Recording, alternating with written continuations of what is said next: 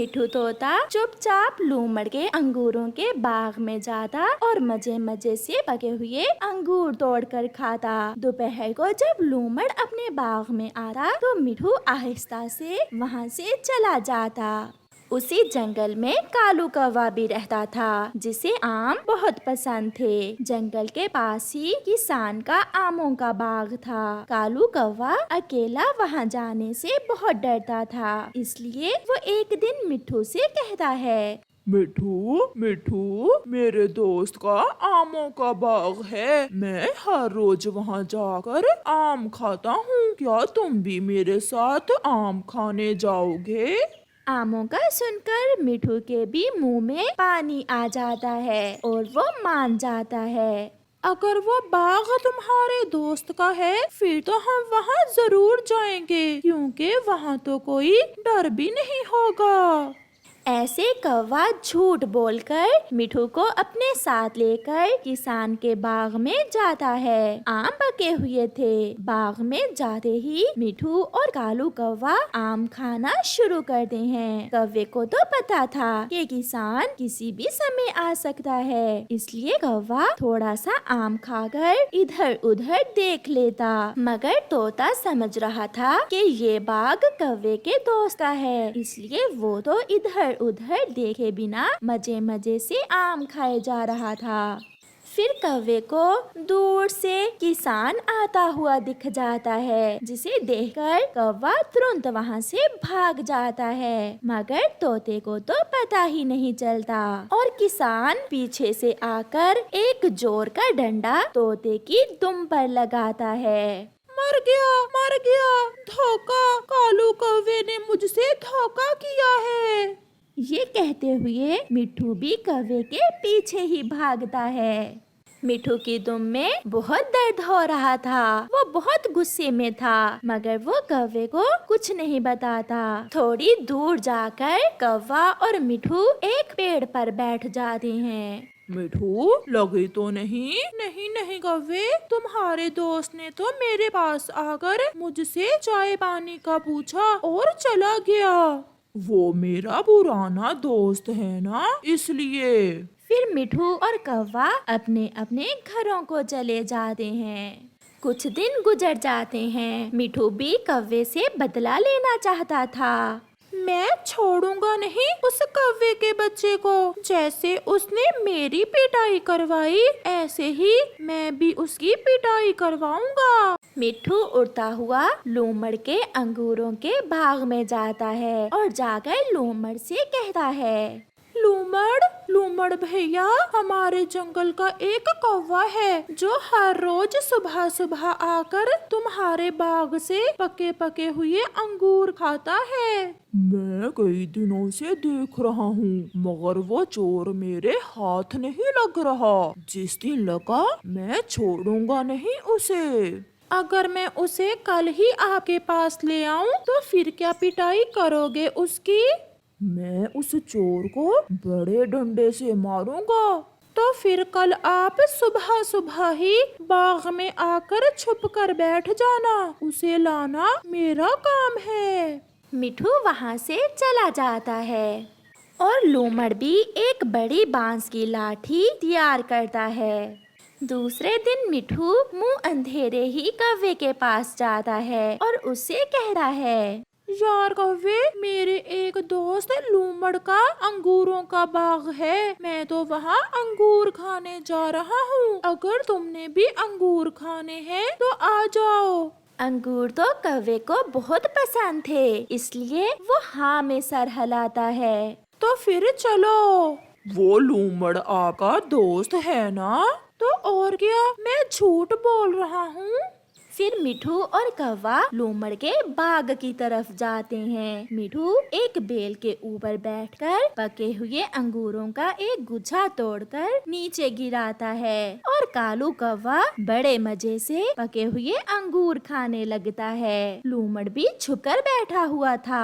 आहिस्ता आहिस्ता लूमड़ पीछे से आकर अपनी लाठी से कौवे की पिटाई शुरू करता है। मिठू उड़कर थोड़ी दूर बैठ जाता है।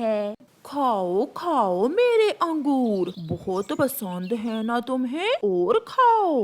बहुत मुश्किल से कौवा जान बचाकर भागता है और मिठू के पास पहुंच जाता है। सुनाओ कौवे, लगी तो नहीं, और मेरा दोस्त तुमसे क्या कह रहा था? फिर कौवे को आमों वाली बात याद आ जाती है और वो कहता है, तो तुम्हारे दोस्त ने मुझे चाय भी दी और साथ में बिस्किट भी। ये कहते हुए कौवा वहाँ से उड़ जाता है और फिर कभी मिठू के पास नहीं आता। प्यारे दोस्तों, इस कहानी से हमें सीख मिलती है, जैसी करनी वैसी भरनी। गरीब चिड़िया अपने पति के मर जाने के बाद अपने 3 बच्चों का पालन पोषण बहुत मुश्किल से करती थी। चिड़िया कौवे की दुकान से चूड़ियाँ लेती और उन्हें घर घर जाकर बेचती। आज भी छोटी चिड़िया जंगल में चूड़ियाँ बेच रही थी। चूड़ियाँ चूड़ियाँ चूड़ियाँ लो, रंग बिरंगी चूड़ियाँ। चिड़िया ऐसे चूड़ियाँ बेच रही थी कि अचानक मौसम खराब हो जाता है और तेज हवा के साथ बारिश शुरू हो जाती है। हवा बहुत तेज थी। ऐसे मौसम में मैं घर भी नहीं जा सकती। अब क्या करूं मैं? चिड़िया ऐसे परेशान बैठी हुई थी कि सामने नदी के पास उसे पपीते का एक बड़ा पेड़ नजर आता है। चिड़िया जल्दी से अपनी चूड़ियाँ उठाती है और पपीते के उस बड़े पेड़ के नीचे जाकर बैठ जाती है। यहाँ मैं सुरक्षित हूँ, यहाँ बारिश का पानी भी नहीं आ रहा और हवा भी कम है। फिर तेज हवा का एक झोंका आता है और पपीते के बड़े पेड़ से एक पपीता टूटकर सीधा चिड़िया की चूड़ियों पर गिर जाता है, जिससे चिड़िया की सारी चूड़ियाँ टूट जाती हैं। चिड़िया रोने लग जाती है। इससे अच्छा था कि मैं इस पेड़ के नीचे ना ही बैठती, मैं बारिश में भीग जाती, मेरी चूड़ियाँ तो ना टूटती। बारिश भी रुक जाती है। चिड़िया अपनी टूटी हुई चूड़ियाँ वहीं छोड़कर वहाँ से उड़ती है। चिड़िया चिड़िया रुको, रुको चिड़िया। मगर चिड़िया को बड़े पेड़ की आवाज सुनाई नहीं देती। चिड़िया वहाँ से चली जाती है। बहुत बुरा हुआ, मेरे फल के कारण गरीब चिड़िया की चूड़ियाँ टूट गईं। मुझे उस चिड़िया की मदद करना होगी। वो पेड़ ऐसे सोचता है। चिड़िया, अगर चूड़ियाँ टूट गई हैं तो तुम्हें उसका दंड भरना होगा। मेरा बहुत नुकसान है। कौवे भैया, हवा तेज थी, मैं आश्रय लेने पपीते के पेड़ के नीचे बैठ गई और फिर ये सब हो गया। जो भी है, अगर कल तक तुमने मेरी चूड़ियों के पैसे वापस ना किए तो मैं तुम्हारा घर ही बेच दूंगा। कौवा वहाँ से चला जाता है। चिड़िया अपने घर के बाहर बैठी रो रही थी। मम्मा, अब क्या होगा? क्या कौवा अंकल हमारा घर बेच देगा? ये सब उस पपीते के पेड़ के कारण हुआ है। ना मैं वहाँ जाकर बैठती और ना टूटती चूड़ियाँ। रात हो जाती है। चिड़िया के बच्चे भूखे थे। माँ, भूख लगी है, माँ कुछ खाने को दो ना। मगर चिड़िया के पास तो आज कुछ भी ना था जो वो अपने बच्चों के लिए भोजन ला सकती। फिर चिड़िया का ध्यान पपीते के पेड़ की तरफ जाता है। मैं अभी उस पपीते का फल लाकर अपने बच्चों को देती हूँ, कम से कम मेरे बच्चों का पेट तो भरेगा। चिड़िया अपने घर से निकलती है और रात के अंधेरे में सीधी पपीते के पेड़ के पास जाती है। चिड़िया, मैं आपका ही इंतजार कर रहा था। मैंने आपको आवाज दी, मगर आप चली गईं। पेड़ जी, आपकी वजह से मेरी चूड़ियाँ टूट गईं। मेरे बच्चे भूखे हैं। मैं आपका एक फल लेने आई हूँ। आप एक नहीं, मेरे 2 फल ले जाएं। मेरे फल के अंदर से जो बीज निकलेंगे वो आपकी जिंदगी बदल देंगे।